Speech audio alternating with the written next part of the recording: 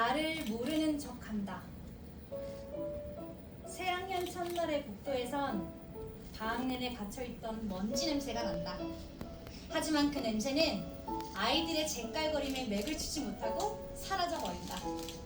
수천 마리 참새떼가 동시에 지저귀는 것 같은 소리는 먼지뿐 아니라 학교 지붕도 날려버릴 기세다. 담임 선생님이 들어왔다. 나만큼이나 개성 없는 이름을 가진 선생님은 인상 또한 평범했다. 담임의 지시대로 우리는 복도로 나가 키 순서대로 줄을 섰다. 출석 번호를 정하기 위해서다. 밤마다 아이들이 모두 몰려나온 복도는 떠드는 소리로 왁싱을 거렸다.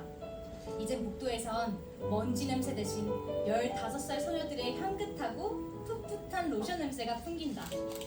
이유진! 선생님이 고개를 갸웃거리며 이름을 불렀다.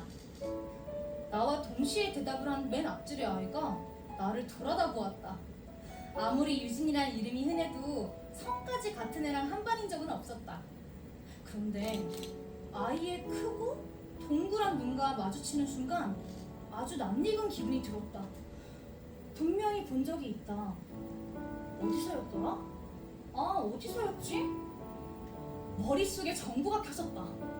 그래, 이유진이 또 있었어. 같은 유치원에 다녔던 아이였다. 크고 동그란 눈에 몸집이 작아서 인형 같던 아이.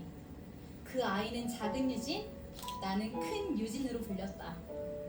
또 한 명의 이유진은 그 작은 유진이가 분명했다.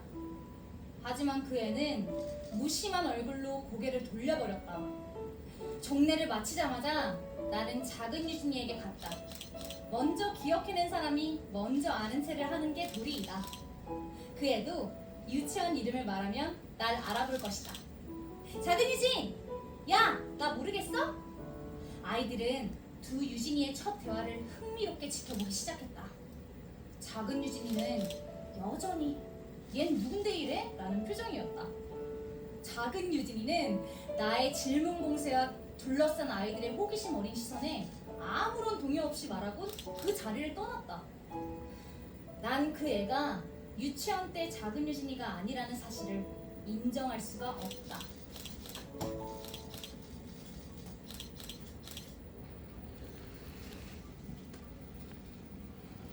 자꾸만 나를 안다고 한다.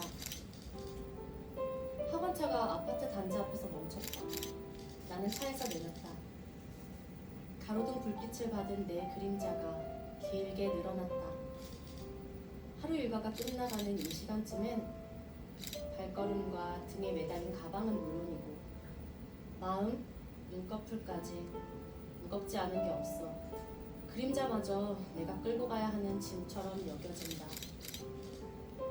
긴 그림자를 보자 문득 내게 작은 유진이라는 이름을 붙여준 아이가 떠올랐다. 우리 반에 또 한 명의 이유진이 있다. 그동안 또 다른 유진과 한 반이 된 적은 몇 번 있었지만 성까지 같은 경우는 처음이었다. 그 애는 넉살 좋게 우리가 어떻게 불릴지 정했다. 나는 작은 유진, 자기는 큰 유진. 이름만 같을 뿐 아니라 나와 모든 게 다른 아이가 틀림없다. 그런데 그 애가 나를 안다고 했다. 처음 듣는 유치원과 동네 이름을 대고 생일 파티까지 들먹이며 자기가 아는 그 아이가 아니냐고 다그쳤다. 그 애는 내가 그 아이라고 철석같이 믿는 것 같았다. 이상한 애다. 긴 내 그림자가 마치 그 애인 양 말을 걸어왔다. 그 애는 내가 마치 시치미를 떼고 있기라도 한 것처럼 어이없다는 얼굴이었다. 그렇게 자신만만한 걸 보면 혹시 내가 기억하지 못하는 무엇이 있는 건 아닐까? 엄마한테 그 애가 말한 동네와 유치원 이름을 물어봐야겠다. 그런데 이름이 뭐였는지 잘 생각나지 않는다. 방으로 들어와 낙타의 혹처럼 등에 매달려 있던 가방을 내려놓았다. 학교나 학원에선 벗어놓고 있었는데도 온종일 짊어지고 있었던 기분이다. 옷을 갈아입으려다 책장에 앨범에 눈이 맞았다. 유치원 때 앨범을 꺼낸 나는 침대에 걸터 앉았다. 내가 다닌 키즈 잉글리시 아카데미는 영어 유치원이다. 발표의 모습, 캠프 장면, 할로윈 축제, 졸업사진이 쭉 정리돼 있다. 난 나는 사진 속 아이들을 하나하나 자세히 들여다보았다. 그때 우리는 모두 영어 이름으로 불렸고 내 이름은 나이의 나이다. 당연히 그애 큰 유지는 없다. 그 애가 말한 유치원이 아닌데도 혹시나 하며 사진을 들여다보고 있는 내가 어이없었다. 가치없는 일에 더는 신경 쓰지 말아야겠다.